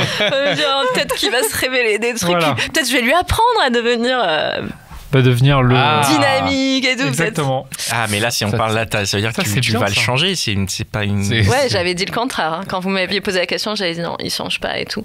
Mais si, je pense qu'on peut changer. Ah, tu penses que non, justement. Je pense que toi, tu peux le changer. Non, c'est pas à moi de les faire changer. En revanche, comme je suis plus indulgente, j'élargirai mes critères en fait. Je me dirais pas, le mec, si déjà il attend que ce soit moi qui fasse tout le boulot, c'est naze. Non, je me dirais pas ça. Je me dirais, ok, il est peut-être timide là, mais peut-être qu'en fait le mec il s'est bricolé à mort et c'est génial, il va faire tout le bricolage chez moi. Il va refaire ma maison. C'est un truc de ouf. Non, mais parce qu'elle dit qu'elle élargirait ses critères et je trouve ça intéressant parce que je me dis, est-ce qu'en tant qu'homme, nos critères ils sont pas déjà élargis au maximum? Bah oui, vous c'est 80%. Donc tu vois. Non, mais après, je pense aussi que nous on a des critères plus ou moins larges. On a déjà parlé, quoi. On a des critères aussi plus ou moins larges quand même. C'est-à-dire selon les gens, selon les. Oui. Il y en a parmi nous qui sont plus ouverts, qui sont moins ouverts. Voilà. Est-ce que ceux qui sont plus ouverts sont plus installés en relation, du coup? Il faut regarder lui. Moi, je suis ouvert, moi, c'est fermé. Non, mais toi, tu peux avoir des critères théoriques. C'est ça qu'il faudrait regarder. Est-ce que critères théoriques. Est-ce que ceux qui ont des critères plus larges sont plus souvent pécho plus souvent? Tu parles des hommes ou des femmes? Tout le monde, quoi. Je trouve ça intéressant des deux côtés de savoir. Je sais pas si ça se dit. Moi, j'aurais tendance à dire oui en prenant mon expérience personnelle. Mais est-ce que avoir des critères très larges et du coup pas se fermer de porte, c'est y a des chances qui peut t'amener à être en couple, ou est-ce qu'au contraire avoir une vision très précise de ce que tu cherches? C'est une bonne question. C'est une super bonne question. En fait, c'est plutôt, moi à mon avis, si t'as des critères très larges, t'as plein de relations, mais elles durent pas forcément, non? Non, pas forcément, parce que si t'as des critères larges, tu peux avoir, tu laisses rentrer plus de choses dans la relation. Ouais, tu peux dire, il y a ça qui me va pas, mais comme c'est large, tu restes avec la personne parce que ça rentre dedans. Et c'est vrai que si t'as des critères trop spécifiques, peut-être tu projettes trop des attentes. Et c'est rapidement excluant, puisque au moindre premier critère, tu dis bon, t'es plus dans le game, salut. Exact. Mais surtout qu'un des enseignements que j'ai retenu d'un épisode de Net et Véro, qu'on salue, on embrasse les filles. embrasse très fort. Elles sont dans les 20%, elles, je crois. Où elles avaient interviewé un homme qui était en couple, je crois, depuis 50 ans ou quelque chose comme ça, et elle lui demandait... T'arrêtes tes conneries. Pardon. Elle lui demandait le secret un peu d'une relation qui dure, et elles étaient directement parties sur c'est la communication, etc. Et il avait dit non, moi ce que je pense ce qui fait que ma relation a marché aussi longtemps, c'est la résilience. C'est en fait, j'ai quelques critères non négociables, mais pour tout le reste, en fait, je suis capable de faire des d'être ok, quoi. Ouais. Ouais. Ah Et ouais, qu'au final, la communication, bah oui, ça joue. il y a des trucs où au final, même de communiquer, on sera jamais d'accord. Donc, à part nourrir une frustration des deux côtés, ça sert à rien. Ouais, moi, je suis d'accord avec ça. Et en même temps, Léna, c'était intéressant, là, ta dernière relation. Ce que tu racontes, c'est que tu fais des concessions, mais à un moment donné, il y a trop de différences, quoi. Il y en a un qui est hyper dynamique et l'autre non, et ça colle plus. D'où l'intérêt de savoir vraiment où sont les points de divergence qui seront pas... Donc c'est là où tu reviens aux passer, critères, tu vois. C'est-à-dire que moi, dans mes critères, je veux un mec qui soit en gros dynamique et qui assure et tout ça. Et du coup, je pense que c'est quand même important de le garder parce que sinon, il y a trop de décalage. Attends, tu viens de dire que tu allais élargir tes critères, donc il faut quand même qu'il soit dynamique et qu'il assure. Non, mais ce que je veux dire, c'est que peut-être qu'avant, je plaçais comme je l'ai dit aussi dans l'épisode, quand on a enregistré, j'ai dit on peut être mâle alpha ou femme alpha, peu importe, on peut ne pas l'être 100%, on peut l'être, je sais pas moi, en partie. Et du coup, comme j'attendais que, dès le début, quoi, que je vois tout ça, je pense qu'il y a des choses qui peuvent se révéler dans ce caractère quand même fiable, dynamique et tout, mais que tu vois pas au premier abord. Tu vois pas la première date, par exemple. C'est en ça que je peux élargir mes critères. Mais franchement, honnêtement, je sais que je vais pas les élargir à mort. Parce que malheureusement, c'est hyper dur de changer son désir. Ça, c'est aussi ma psy qui me l'a dit. Voilà, elle est attirée par des comédiens et c'est mort. Tu vas être attirée toujours par des comédiens. C'est pas vrai, c'est pas vrai. Tu vas trop changer. Pas que. Mais tu peux pas trop changer ton désir, mais voilà, tu peux être au moins indulgent. Voilà, essayer quand même de faire des petits efforts et ça, ouais, voilà. Essayer de moins juger. Ouais, et il y a un autre truc encore, c'est que là, pour rebondir sur Natevero, une histoire c'est long aussi. C'est-à-dire qu'effectivement, il y a les critères, mais on change. Il y a des moments où on change de partenaire. Évidemment, c'est une des clés de la réussite. Du coup, Dan, je te l'offre, celle-là. Tu vois, c'est ça. Mais non, mais à un moment, t'es en forme. Bah oui. Là, le mec, il est pas en forme, il est au fond. Mince, comment ça se passe? Ouais. Est-ce que je le tiens, je le tiens pas? Comment, tu vois? Et puis tu changes effectivement au fil de la relation. Là, ça a duré 1 an, c'est pas très long, mais c'est quand même 1 an, donc c'est bien, quoi. C'est quand même et bien. En 1 an, tu bouges, en fait, vraiment. Et les événements de la vie font que peut-être aussi tes désirs, ils vont à un autre endroit. Peut-être que tu as des intérêts qui se créent pour d'autres choses, etc. Et c'est clair que le chemin que tu as emprunté au début avec la personne, peut-être qu'il...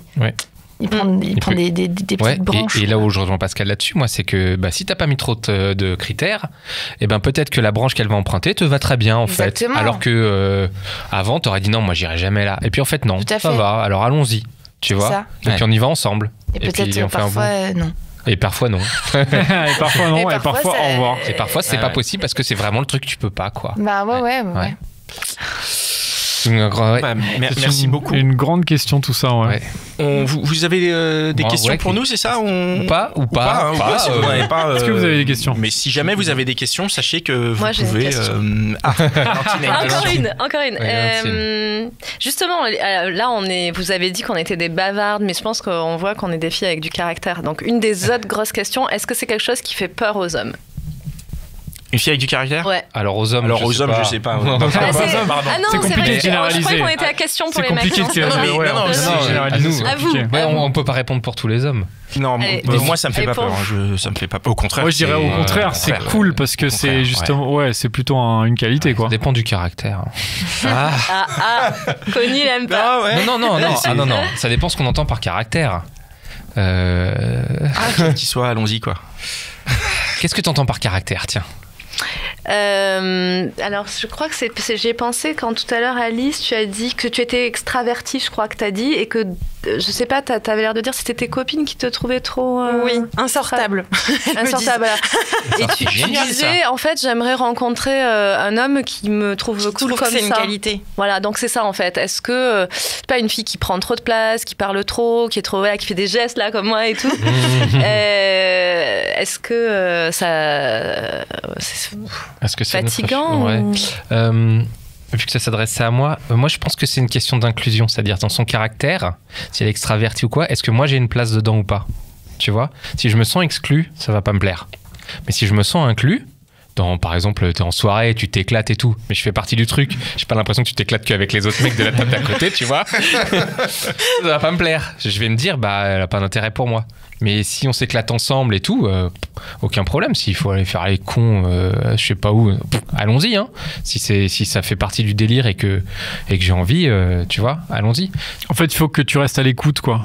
Tu peux être extraverti, avoir du caractère, mais il faut quand même que tu sois à l'écoute de l'autre. Ouais. Si c'est juste tu fais le show et en fait ton mec il est dans un coin, voilà, comme tu disais, verte, là, tu le calcules pas, c'est un peu relou, quoi. Ouais. Si tu inclus le mec en face et que en fait c'est un délire ensemble et que toi t'es extraverti parce que tu parles à tout le monde et tout, c'est très cool dans un sens. Après, peut-être que justement il faut que lui-même ait quand même suffisamment confiance en lui pour supporter ce trait de caractère, parce que sinon tout de suite il va avoir l'impression d'être exclu, alors qu'en fait ce sera pas du tout faut que ça matche avec ça.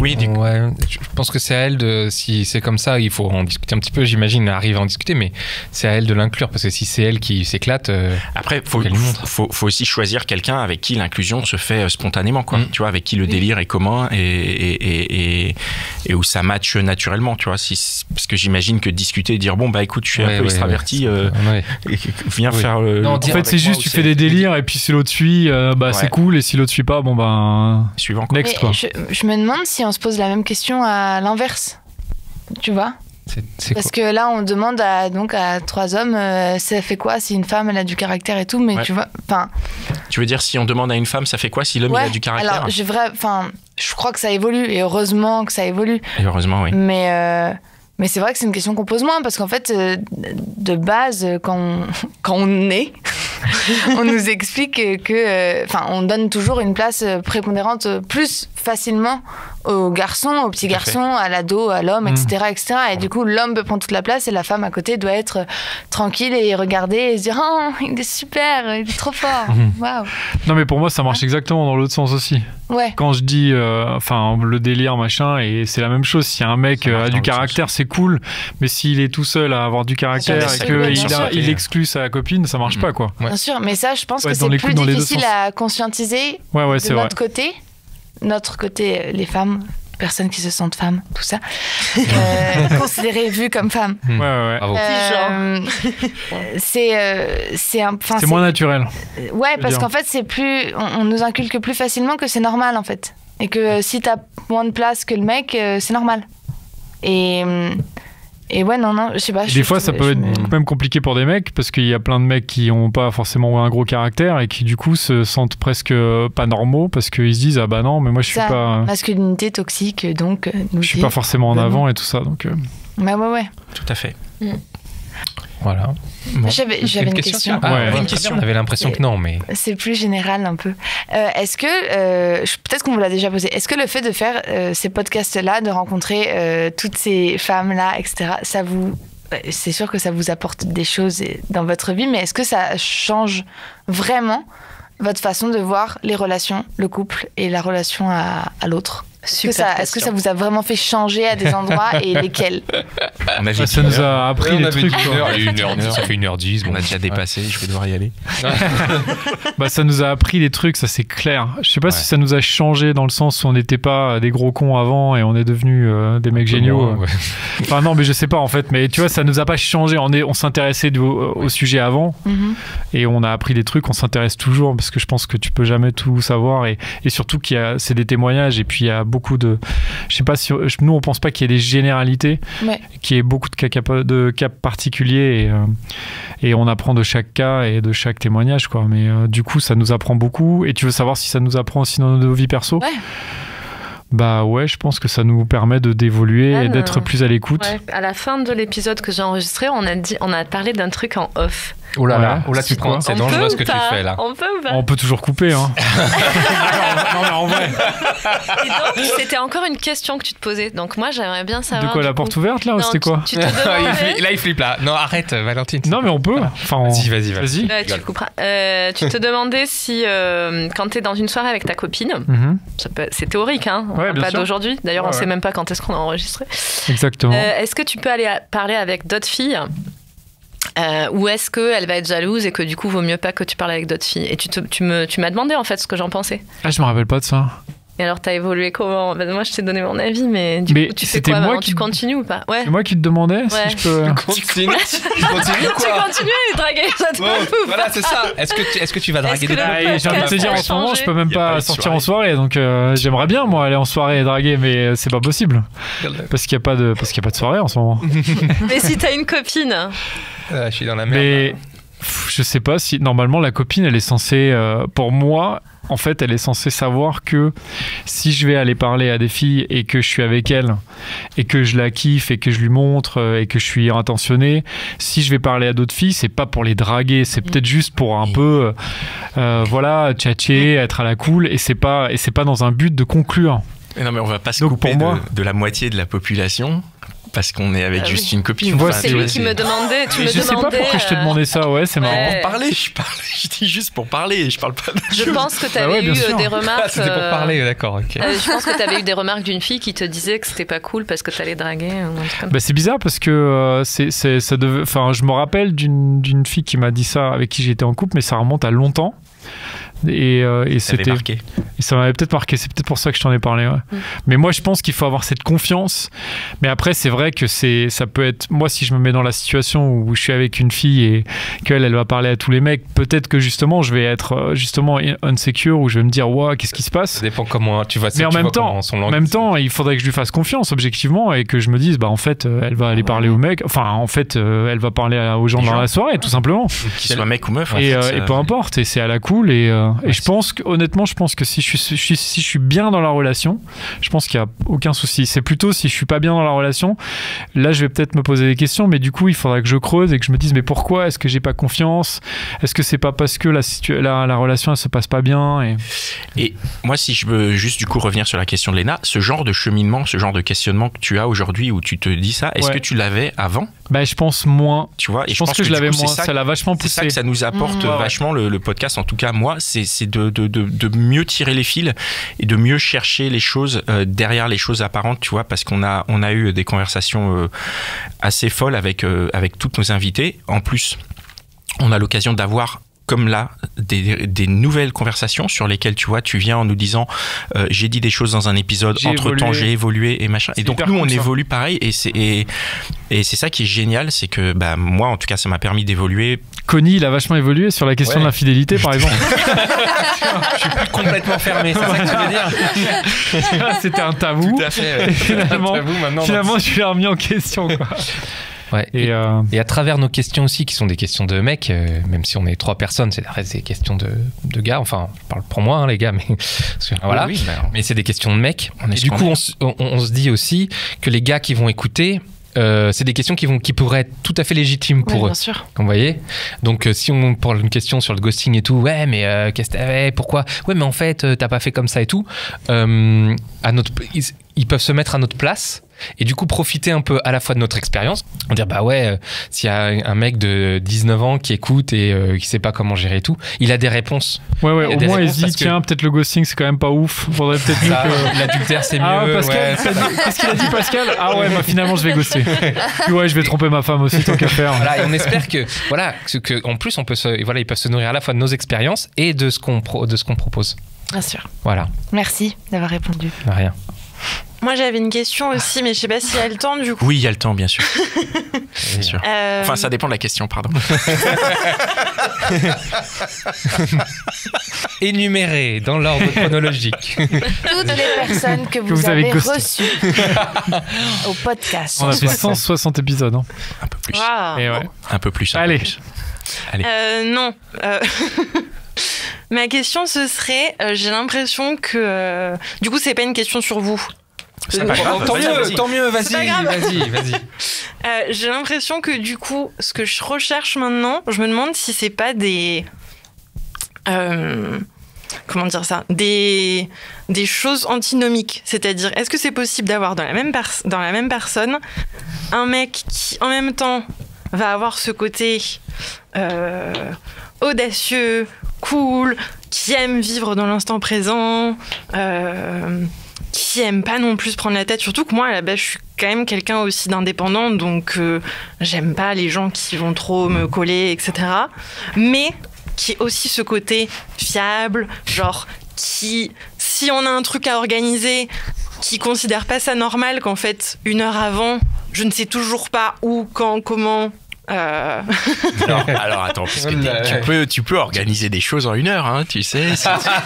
Par la Pascal. Si tu sais faire, tu sais que il y a des choses, c'est vrai que c'est mieux de prendre le temps de les organiser, mais en vrai, en 1 heure, tu peux en faire des choses. Belle surprise, tu peux faire un petit truc sympa et qui va faire en sorte que tu te dises dis donc, quelle audace, quel dynamisme. Et en plus de la surprise. Non, je taquine parce que c'est vrai que les vacances, ça met plus de temps à s'organiser, mais moi, je pense que oui. Je pense que ça existe. Oui, je pense que ça existe. Et il y a 2 manières. Déjà, premièrement, s'il nous écoute, qu'il envoie un message. Il y avait eu un message. Non, mais ça existe, mais il y en a, je crois, il y en a un en France. Il y a une personne en France, on l'a trouvé. Ça existe. On va le recevoir. Ça existe. Et non, du coup, vu que j'ai un peu changé de critères, j'ai l'impression du coup que je vais chercher 2 traits de caractère qui sont pas possibles d'être alignés dans le même corps. Le côté très cool et en même temps le côté plus carré, en fait.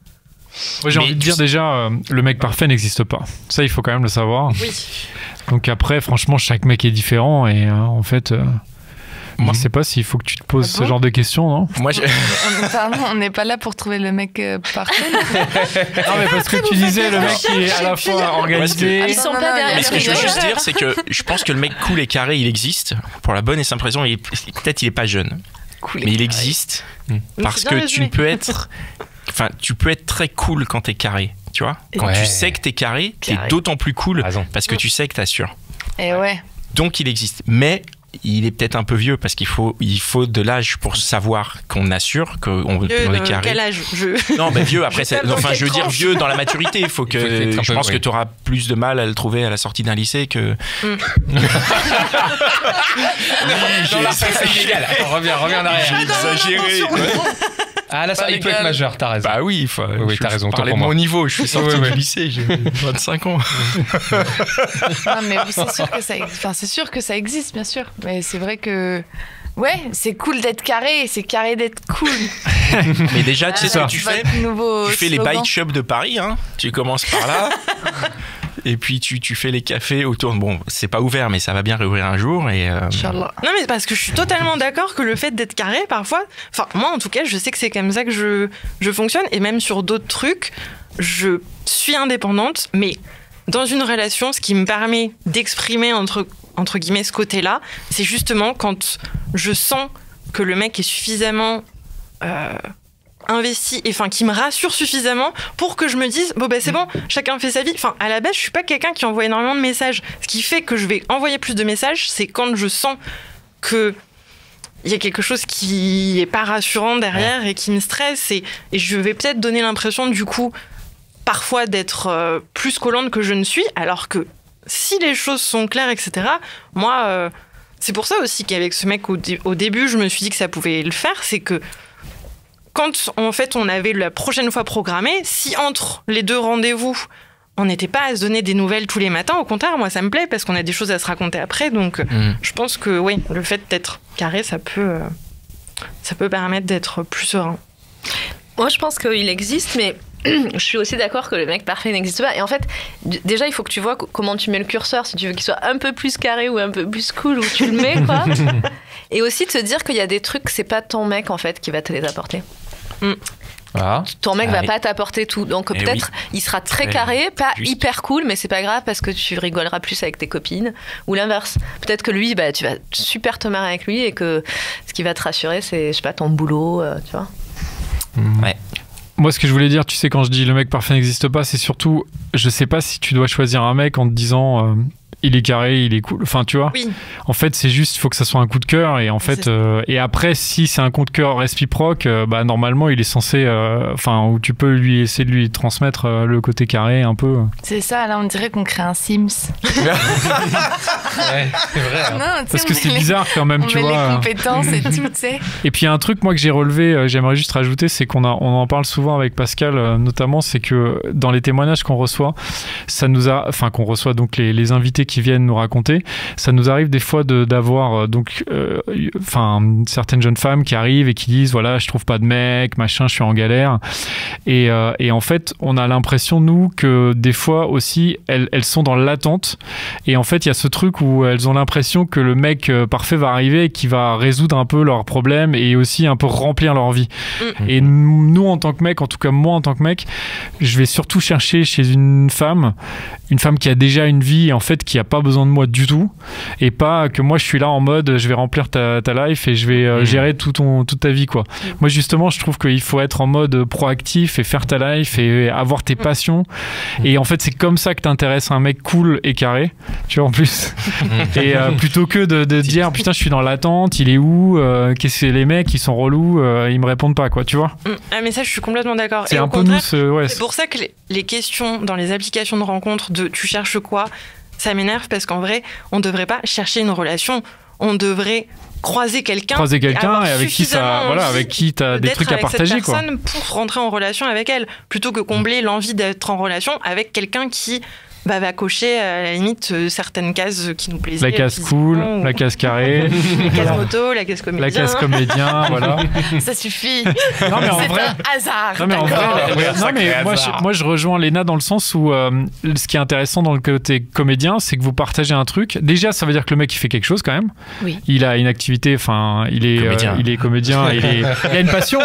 Et il a une passion et vous Exactement. Partagez en plus cette passion. Et franchement, partager une passion, c'est quand même cool aussi de construire une relation sur une passion que tu partages. Alors on a l'épisode avec Amy qui est sorti, qui a vécu 26 ans. Elle était comédienne et son mari comédien, metteur en scène.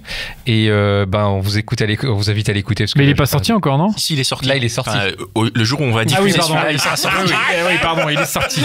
Il est sorti, évidemment. Et donc le partage de passion. C'est un excellent épisode. Voilà, qui raconte 26 ans de relation c'est intéressant pour le coup. Ouais. Hein, pour toi, Léna, peut-être. Mais je l'ai écouté. C'est quoi ? Il est où ? Chouette, hein ? Il est super. Donc ça m'a parlé beaucoup. Ouais, à la 22e minute, tu te souviens ? Ta vanne, incroyable. Connie fait une vanne à un moment, ouais, vraiment ouf, quoi. Trop bien. Ouais, hyper drôle. Oui. Bon, très bien. Merci beaucoup. Vous avez d'autres questions encore ou on est sur la fin ? On est à la fin, ouais, c'est bon. Oui, merci beaucoup d'être vous avez envie revenu. De partir, c'est ça. Ouais, merci. On a fait l'épisode le plus long, je crois, des Gentilhommes. Il est très long, mais c'est un blockbuster. Non, mais c'est pour écouter cet été, les gens. Ça va faire sur la route. Voilà. Sur la route ou sur la plage, peut-être avant de pécho un beau surfeur. On n'a pas fait le surfeur, ouais. Cool et carré. Comédien éventuellement, à 16 heures. Et puis l'alpha, évidemment. Surtout. Mais pas trop. Toutes les trois se battent pour le mec. Attends, ça peut être pas marrant. Allez, merci beaucoup. Merci en tout cas à vous. Vous pouvez partager cet épisode si vous a plu. Vous pouvez nous retrouver sur www.lesgentilhommes.fr, sur notre Instagram. Vous pouvez joindre le club des gentilshommes en participant au Tipeee et voilà, c'est parti, quoi. On se retrouve la semaine prochaine pour un nouvel épisode des gentilshommes. Et merci à tous. Merci. Et on vous embrasse. Léna, merci Connie, merci Mitch, merci Cynthia et merci bien sûr au studio Restless, Pierre et Ben qui nous accueillent. Allez, ciao. Ciao. Au revoir.